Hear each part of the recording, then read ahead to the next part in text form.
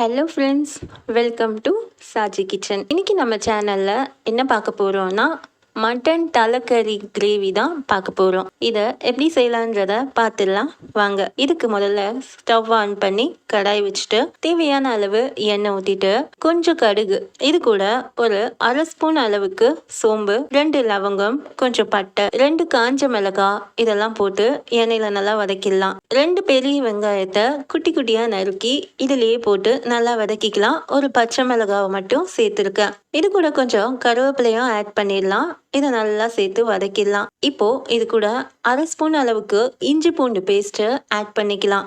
அதையும் சேர்த்து இதோடைய நல்லா மிக்ஸ் பண்ணிக்கலாம். இப்போ இதில் ஒரு ஸ்பூன் அளவுக்கு கரம் மசாலா, 1 ஸ்பூன் அளவுக்கு மிளகாத்தூள், ஏன்னா நம்ம காஞ்ச மிளகாய் 2, பச்சை மிளகாய் 1 போட்டிருக்கோம், அதனால 1 ஸ்பூன் அளவுக்கு மட்டும் மிளகாத்தூள் போட்டுக்கலாம். இது கூட 2 தக்காளி எடுத்து அதையும் குட்டி குட்டியாக நறுக்கி இதில் ஆட் பண்ணி தக்காளியும் பச்சை வாடை போகிற வரைக்கும் நல்லா வதக்கிடலாம். இது எல்லாம் நல்லா வதங்கின அப்புறமா தலைக்கறி நான் விசில் விட்டு எடுத்து வச்சிருக்கேன். அதுலேயே நான் அரை ஸ்பூன் அளவுக்கு மஞ்சத்தூள் போட்டு தான் விசில் விட்டுருக்கேன். அதனால இதில் மஞ்சத்தூள் தனியாக ஆட் பண்ணலை. அந்த விசில் விட்டு வச்சிருக்க தலைக்கறியை எடுத்து இந்த ஸ்டேஜில் நம்ம இதில் ஆட் பண்ணிடலாம். இப்போ இதை நல்லா அந்த மசாலால பரட்டிடலாம். பாருங்க, இது போல் நல்லா பரட்டி எடுத்துக்கோங்க.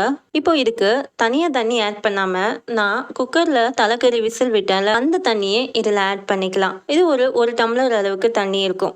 இதுக்குள்ள 1 டம்ளர் அளவுக்கு தண்ணி இருந்ததை ஆட் பண்ணிடலாம். இப்போ இது நல்லா கொதிச்சு தலைக்கறி நல்லா வெந்து வந்துருச்சு.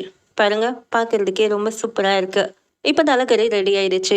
தலைக்கறி உடம்புக்கு ரொம்பவே நல்லது. இதை நீங்களும் மறக்காம ட்ரை பண்ணி பாருங்க. இந்த வீடியோ உங்களுக்கு பிடிச்சிருந்துச்சுன்னா இந்த சேனலை லைக் பண்ணுங்க, ஷேர் பண்ணுங்க, மறக்காம சப்ஸ்கிரைப் பண்ணுங்க. தேங்க்ஸ் ஃபார் வாட்சிங்.